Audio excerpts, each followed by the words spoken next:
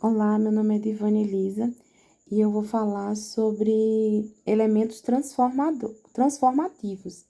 Entre todos os fatores que interferem na decomposição cadavérica, existem alguns de maior importância, como a temperatura, que pode acelerar ou conservar o emputrecimento do cadáver, o peso do corpo, porque quanto maior o peso, mais rápido entra em estágio de decomposição, as condições físicas, a idade do morto e a causa da morte.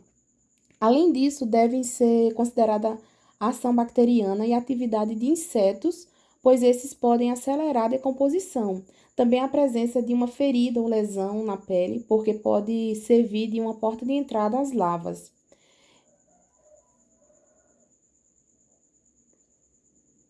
Os fenômenos transformativos podem ser de duas ordens: destrutivos, como a autólise, a putrefação e a maceração, e conservadores, que é o caso da mumificação, saponificação, calcificação, corificação, congelação e fossificação. Eu agora vou falar sobre os fenômenos transformativos destrutivos. E o primeiro dele é a autólise. E se chama de autólise o processo de destruição celular, caracterizado por uma série de fenômenos fermentativos anaeróbicos que se verifica na intimidade da célula motivada pela própria enzima celular e que levam à destruição do corpo humano logo após a morte, sem nenhuma interferência bacteriana, como se a célula tivesse programada para agir dessa forma em determinado momento e de forma rápida e intensa. E é esse o mais precoce dos fenômenos cadavéricos. Esse processo passa por duas fases. Na primeira fase latente, as alterações são apenas no citoplasma da célula, e na segunda, na fase necrótica, que há comprometimento do núcleo com o seu desaparecimento. Cessada a circulação, as células deixam de receber pela corrente plasmática novos elementos, prejudicando as trocas nutritivas e sofrendo pela ação de fermentos, acidificação. A córnea, por exemplo, por dispor de vasos, não sofre a ação inicial da autólise e por isso que pode ser utilizada para transplante até algumas horas depois da morte. O meio vivo e neutro, o sangue tem um pH aproximado de 6,95 a 7,8. No momento em que surge a mais leve acidez, a vida vai se tornando impossível. A variação do pH dos tecidos é um sinal evidente da morte. Na prática, usam-se métodos mais simples para a determinação da acidez dos tecidos, visando diagnosticar a morte. Estes são alguns sinais. O primeiro dele é o sinal de Laborde, que introduz uma agulha de aço bem polida no tecido e após 30 minutos retira-se essa agulha e há diagnóstico de morte caso permaneça o brilho metálico. No sinal de Price-Morty e Ambard, com o trocarte, retiram o fragmento do baço e do fígado, constatando sua acidez pelo papel de tornassol. No vivo, a reação é alcalina e no morto é ácida. O sinal de Lesch-Marzo coloca-se nos globos oculares um papel azul de tornassol, fechando-se em seguida as pálpebras e após 2 a 3 minutos, mais ou menos, observa o resultado. No caso de morte, a mudança para a tonalidade vermelha pela acidez.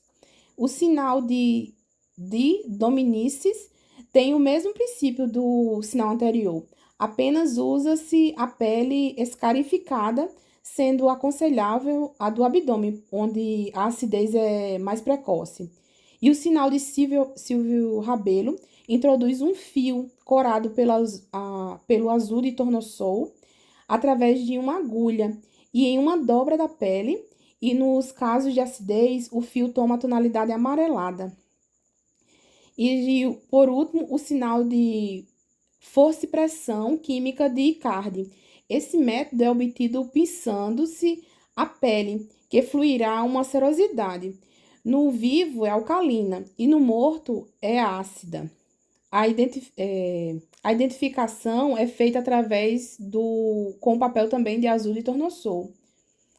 Agora eu vou falar sobre a putrefação. A putrefação cadavérica consiste na decomposição fermentativa da matéria orgânica por ação de diversos germes e alguns fenômenos daí decorrente.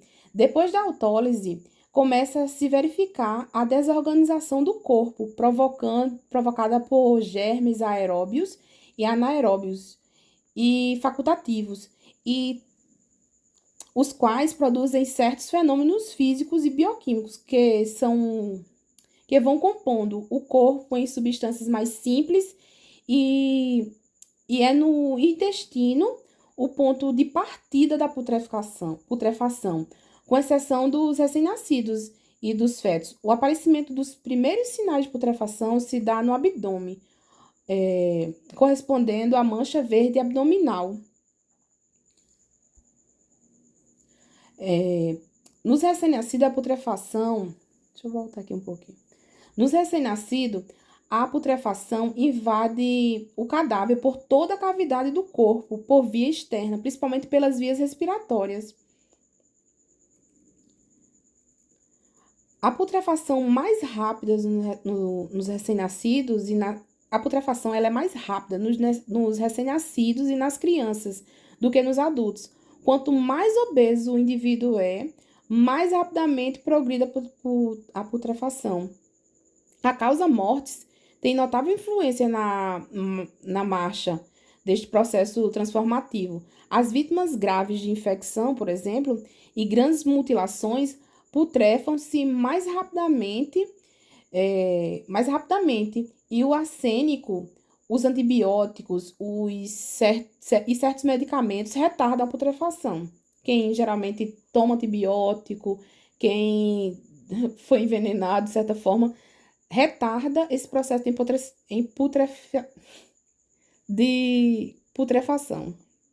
A temperatura também muito alta ou muito baixa retarda ou para a marcha da putrefação, assim, abaixo de 0 graus não se inicia esse fenômeno. Em certas regiões geladas, os cadáveres se conservam naturalmente. Em locais onde o ar é seco, o cadáver pode ser conservado pela mumificação. E nos lugares úmidos marcham para a saponificação ou maceração. Os ambientes de fortes ventilações podem também mumificar. Por processo natural, o cadáver e as condições do solo também têm importância na progressão desse fenômeno. A decomposição, quando se verifica em locais de grande acidez, pode fazer desaparecer o corpo por completo. Quando o local é tão ácido, que o corpo é todo decomposto e some, de certa forma. A marcha de putrefação segue uma determinada evolução, que passa por 4 períodos. Eu coloquei putrefação cadavérica, mas seria marcha de putrefação. E esses estágios, o primeiro dele é o período cromático. Período cromático de coloração. Inicia-se, em geral, pela mancha verde abdominal, localizada de preferência na fossa ilíaca direita. Daí vai se difundindo por todo o abdômen, pelo tórax, cabeça e pelos membros. Essa primeira imagem. A tonalidade azul esverdeada vai escurecendo até atingir o verde enegrecido, dando o cadáver um tom bastante escuro. Nos afogados, o período de coloração começa pela cabeça, pela parte superior do tórax, devido à composição assumida pelo cadáver quando submerso, e no início da putrefação pelas vias respiratórias. Nos fetos, devido ao conteúdo estéril intestinal, começa pela parte superior do tórax, pescoço, face, pois a putrefação se dá por meio de bactérias que penetram nas vias respiratórias inferiores. A localização da mancha verde da fossa ilíaca direito é explicada devido ao fato de do seco ser a parte mais dilatada e mais livre do intestino grosso, e ainda por ser o segmento no qual se acumula a maior quantidade de gases, e finalmente porque é a parte que fica mais próxima à parte abdominal. O aparecimento dessa mancha em nosso meio surge entre 20 a 24 horas depois da morte. Agora eu vou falar sobre essa segunda imagem, que é o período gasoso. Vocês estão vendo que há bastante inchaço, né? Período gasoso. Do interior do corpo vão surgindo os gases de putrefação, com bolhas de epiderme de conteúdo líquido hemoglobínico. O cadáver toma um aspecto gigantesco, principalmente na fase do abdômen e nos órgãos genitais masculinos, dando-lhe a posição de lutador.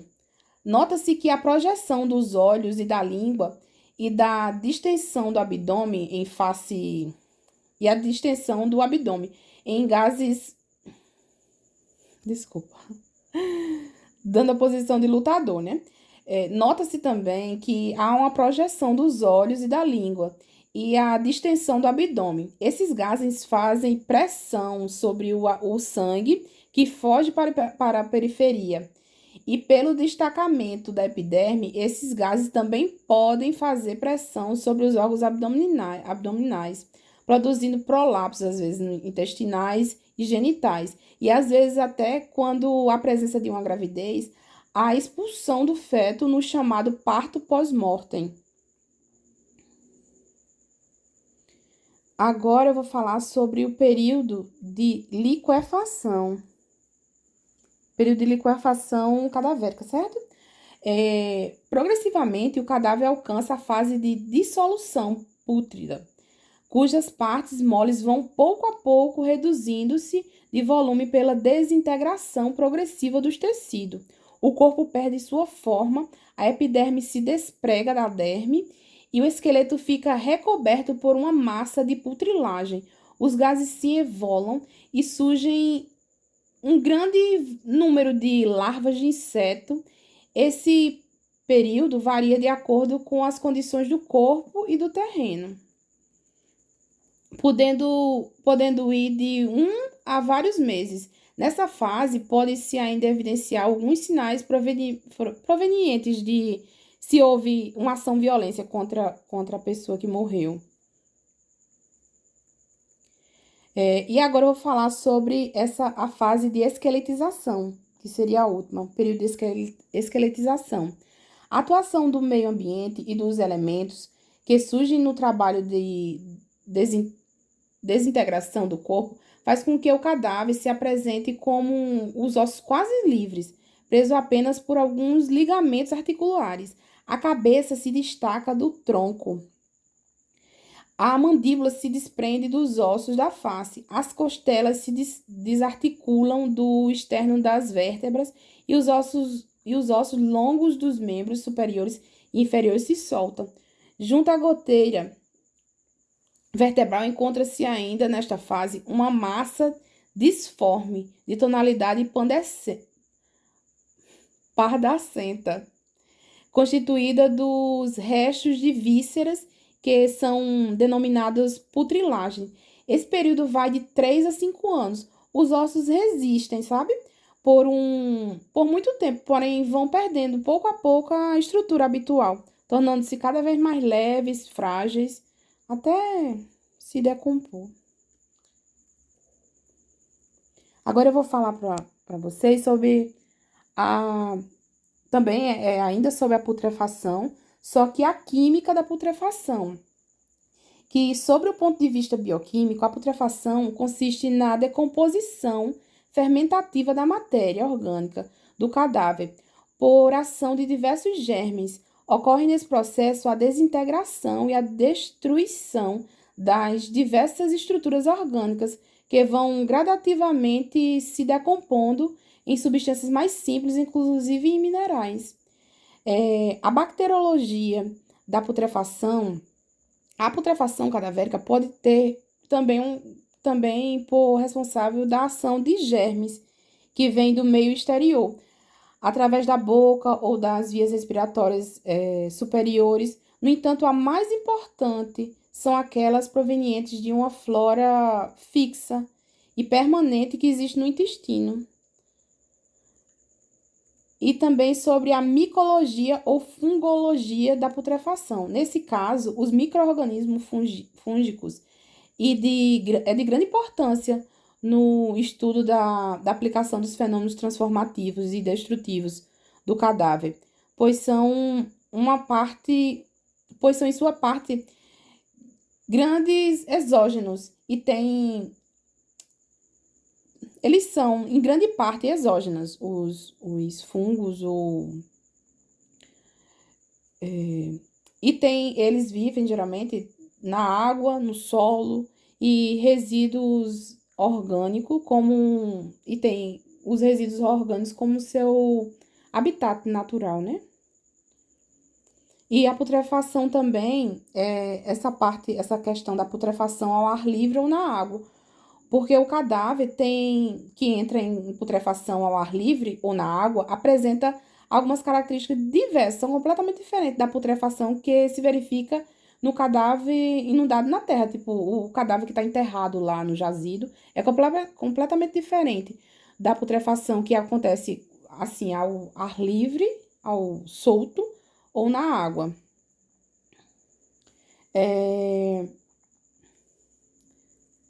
Quando o cadáver é exposto ao ar livre e depois de instalados os primeiros fenômenos de putrefação, os livórios cadavéricos vão desaparecendo e dando à pele uma tonalidade verde enegrecida que toma conta de todo o corpo. Os gases começam a se formar nas vísceras ocas e se infiltrar no panículo adiposo. Os órgãos do encefalo se transformam em putrilagem de tonalidade negro acinzentada. A epiderme começa a se destacar da derme, formando imensas bolhas como um conteúdo líquido enegrecido, que depois de se romperem em amplos retalhos, abrem-se fendas no tórax e no abdômen, por onde flui líquido e matéria pútridas e enegrecidos. As moscas começam a depositar seus ovos sobre o corpo em grande quantidade. Os olhos brilhantes e salientes começam a murchar nessa hora e deixam ver, através da esclerótica, manchas enegrecidas. As partes moles do cadáver vão se liquefazendo e reduzindo seu volume, começando pelo tórax e terminando pelos membros, deixando pouco a pouco os ossos desnudos. Porque, assim, um cadáver solto na pista, num terreno, ele vai se decompondo, né? É bem diferente. O solo ao redor do cadáver vai ficando encharcado de uma substância espessa, graxosa, enegrecida e de odor característico, diferente do odor da putrefação. Com alguns dias, as partes moles do cadáver vão desaparecendo, até restar apenas os ossos e alguns ligamentos. Os cadáveres colocados já em ambientes de ar confinado, como nos jazidos, evoluem com alguma diferença, pois não contam com esses agentes externos, né, de estar ao ar livre. Esses agentes externos da putrefação, contando apenas com os agentes internos da decomposição. Por sua vez, que é a segunda parte da putrefação, que é na água, por sua vez, os cadáveres cuja putrefação se processa na água apresentam algumas alterações das putrefações vistas antes, né, ao ar livre no jazido. Por quê? O período de coloração começa pela cabeça e a parte superior do tórax, em face da posição do cadáver quando submerso, né? A pele sofre com rapidez o processo de maceração, que é mais acentuada nas mãos e nos pés. A putrilagem é um pouco percebida porque ela se dilui na água Em tais locais, é comum o processo de decomposição se verificar através da saponificação. E, e se o período de permanência no meio líquido for demorado, pode surgir ao longo do corpo, ou do que restar dele, né? Áreas com incrustações calcárias. E agora eu vou falar sobre. Esse era o último ponto da putrefação. Agora eu vou falar sobre a maceração, que também é um fenômeno transformativo destrutivo, e é o último, né? Do destrutivo, certo? A maceração é um processo especial de transformação que sofre o cadáver do feto no útero materno, do sexto ao nono mês de gravidez. Esse processo pode ser séptico, de acordo com as condições do meio onde o corpo permanece.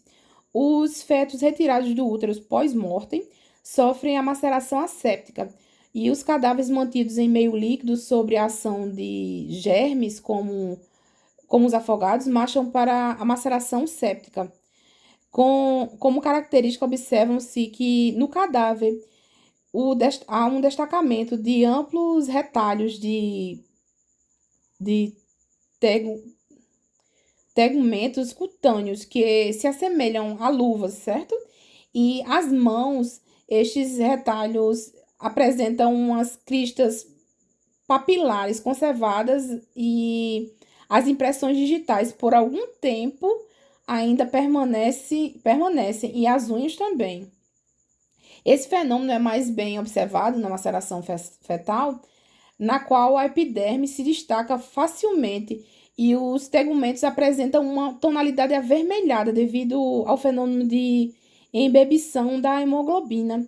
O corpo perde a consistência inicial e o ventre se achata e os ossos se livram dos tecidos, ficando como se tivessem soltos. Pronto. Essa maceração foi o último ponto dos fenômenos transformativos destrutivos. Agora eu vou falar sobre os fenômenos transformativos conservativos. Os fenômenos transformativos conservativos são aqueles que, em vez de decompor o corpo do cadáver, ele conserva. E o primeiro deles é a mumificação, que é um processo transformativo conservador do cadáver, podendo ser conduzido por meio natural, artificial ou natural e misto. Nas mumificações artificiais, os corpos são submetidos a processos especiais de conservação, tais como datam das mais remotas épocas, né? Através do embalsamento, há muito tempo praticados pelos egípcios e outros povos também, né? Na mumificação, por processo natural, são necessárias condições ambientais que garantam a desidratação rápida de modo a impedir que a ação microbiana responsável pela putrefação do cadáver fique exposto ao ar. Em regiões de clima quente e seco, perde a água rapidamente, sofrendo assim um acentuado dessecamento.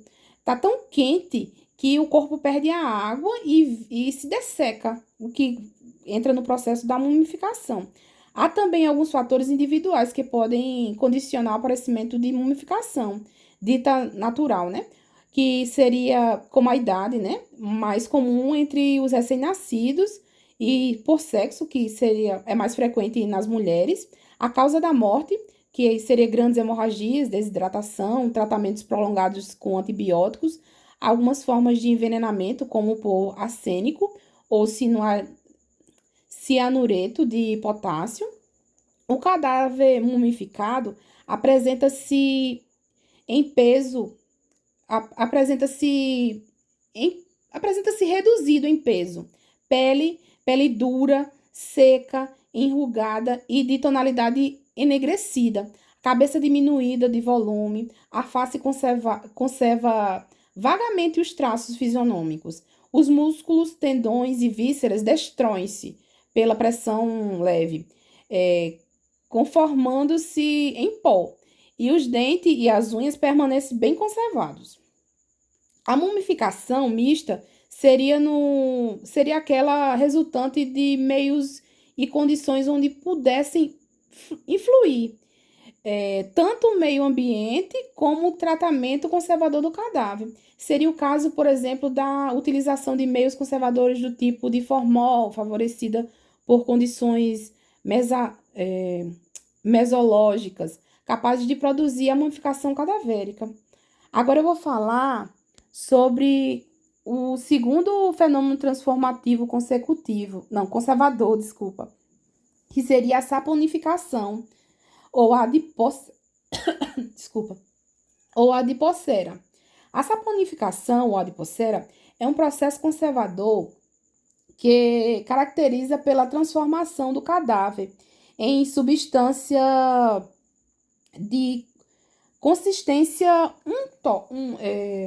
untosa, mole e quebradiça, e de tonalidade amarela escura, dando uma aparência de cera ou sabão. Por isso que o pessoal tem essa coisa de boneco de cera. Virou sabão. Ai, que horror. Não é um processo inicial e surge depois de um estágio mais ou menos avançado de putrefação, quando certas enzimas bacterianas hidrolisam e as gorduras neutras dão origem aos ácidos gráficos, os quais, em contato com os elementos minerais da argila se transformam em estéreis.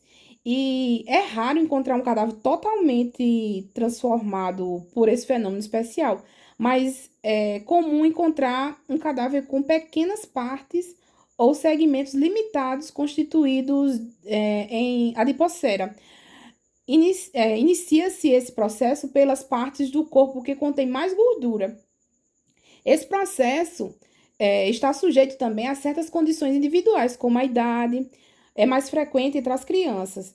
O sexo, como eu até falei antes, né? O sexo é um pouco mais comum também nas mulheres. A obesidade é uma questão é raríssima entre os magros ou os caquéticos. E as doenças que originam degeneração da gordura. As pessoas com pouco índice de gordura é muito raro isso acontecer, certo? Agora eu vou falar sobre um outro fenômeno transformativo conservador, que é a calcificação. A calcificação é um fenômeno transformativo conservador que se caracteriza pela petrificação ou a calcificação do corpo. Ocorre mais frequentemente nos fetos mortos e retirados na cavidade uterina, constituindo-se as chamadas criança de pedra. Assim, tem um termozinho, mas eu não lembro. Mas é bem conhecido por criança de pedra, porque o cadáver parece uma pedra, porque se calcifica. Eu vou falar agora da corificação. A corificação é um fenômeno muito raro, sendo encontrado em cadáveres que foram acolhidos em urnas metálicas, fechadas hermeticamente, principalmente de zinco. Por isso, o corpo é preservado da decomposição em face da inibição dos fatores transformativos. O cadáver é submetido a tal fenômeno que apresenta a pele de cor e aspecto do couro assim curtido recentemente. Mostra-se com o abdômen achatado e deprimido e a musculatura e a tela subcutânea preservados e os órgãos em geral amolecidos e conservados no interior da urna. Pode-se encontrar relativa quantidade de líquidos viscoso, turvo e de tonalidade castanho. Agora eu vou falar sobre a congelação. A congelação é um cadáver submetido a baixíssimas temperaturas por tempo prolongado vai se conservar integralmente por muito tempo. Há relatos que foram encontrados, né, corpos de animais pré-históricos com milhares de anos e que se mostravam de aparência e de conservação preservados. Mesmo sendo nestas condições em meio natural, e de se impedir ou refrear a marcha de putrefação. Não foi tipo em grandes reservatórios de armazenamento mas sim no meio natural. E geralmente é por volta assim, nos 40 graus. E também até a conservação, né? De alguns tecidos, de espermatozoide, a umas temperaturas você consegue manter nessa. Não só o cadáver, né? Na temperatura assim, de congelação. Agora eu vou falar sobre a fossificação. A fossificação. A fossificação é um fenômeno transformativo, conservador, extremamente raro e caracteriza pelo fato de o corpo apenas manter sua forma, mas não conservar qualquer componente de sua estrutura orgânica. Esse processo exige um período muito longo para sua ocorrência. Então, assim, são tantos os anos que acaba que a estrutura orgânica se perde, mas só fica a característica do corpo, né? Mas não a parte orgânica, porque são milhares de anos, né? E agora eu vou falar sobre o último, que é a cabeça reduzida. O fenômeno das cabeças reduzidas constitui-se em uma forma especial de conservação cadavérica, utilizada por aborígenes no Equador, Colômbia e Peru, com a finalidade de manter as cabeças de seus inimigos como troféu de guerra ou talismã.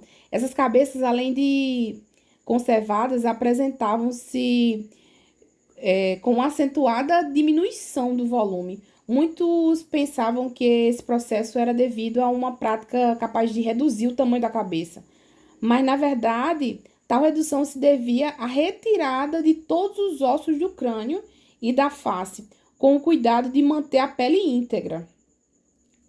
Através de um corte, eles faziam um corte na parte posterior do pescoço e retiravam esses ossos e a bolsa da pele da cabeça. Era colocada em uma água fervente, com ervas por uns 15 a 20 minutos, o que diminuía em cerca da metade do volume da cabeça, né? E em seguida, por meio da ação do calor, conseguiam encolher e endurecer a pele da face e da cabeça, colocando essa espécie de saco de pele humana em uma pedra quente e um recheio de areia que lhe servia de molde e que diminuía um pouco mais o tamanho. E isso juntava-se ainda a certas ervas aromáticas e ricas de tamino, o que evitava o mau cheiro e a putrefação. Depois, quando a areia e a pedra começavam a esfriar, eles reiniciava-se o mesmo processo e com isso a cabeça ia encolhendo ainda mais. Durante esse procedimento, a cabeça ia sofrendo a ação da fumaça de carvão vegetal ou negro do fumo, e por isso que tinha sempre a tonalidade assim enegrecida. Assim, a cabeça sem os ossos do crânio e da face ia encolhendo até adquirir o tamanho de um punho, por exemplo. E aqui eu termino a minha parte, que é sobre os fenômenos transformativos, que eu falei também sobre os fenômenos conservativos e os destrutivos. E com isso termino minha fala. Tchau, obrigada.